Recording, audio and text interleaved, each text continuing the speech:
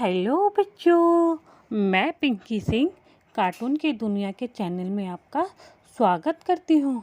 आज मैं एक और नई स्टोरी के साथ आई हूँ, हाथी और चूहा की कहानी। आइए सुनते हैं ज़रा। एक दिन एक नन्हा चूहा राजा के घर के किनारे से कहीं जा रहा था, जहाँ राजा का जुलूस निकलने वाला था। चूहा छोटा सा था, मगर उसका घमंड बहुत बड़ा था और वह खुद को बड़ा और महान समझता था। कुछ देर बाद राजा के घर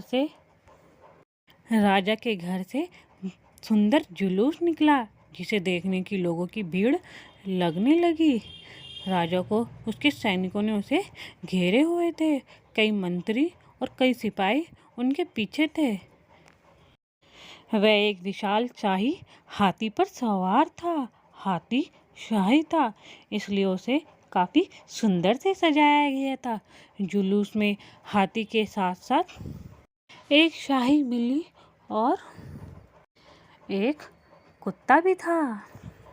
राजा का जुलूस देखने के लिए भीड़ बहुत लगी हुई थी। राजा के साथ साथ उसके शाही हाथी की भी तारीफ कर रहे थे। यह सुनकर घमंडी चूहे को बहुत बुरा लगा।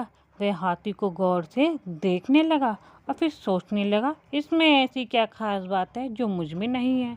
मैं भी तो उसी के जैसा हूँ। मेरे पास भी 2 आँखें, 2 कान और 1 नाक और 4 पैर है। फिर उसकी इतनी तारीफ क्यों?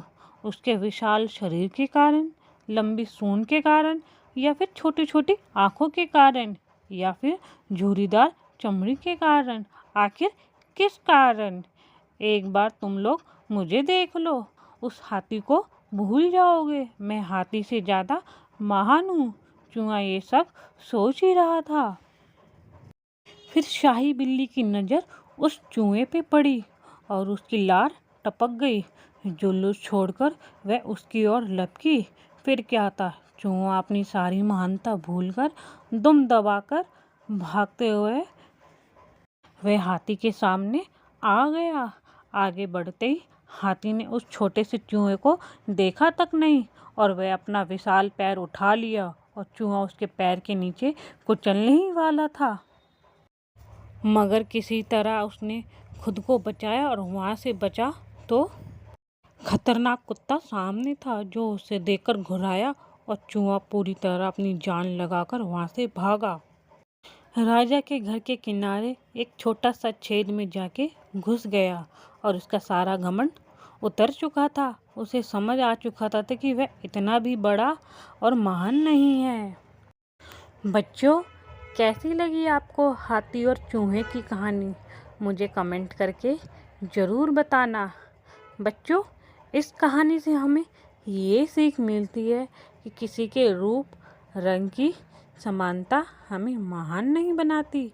महान हमारे गुण और कार्य बनाते हैं। Thank you.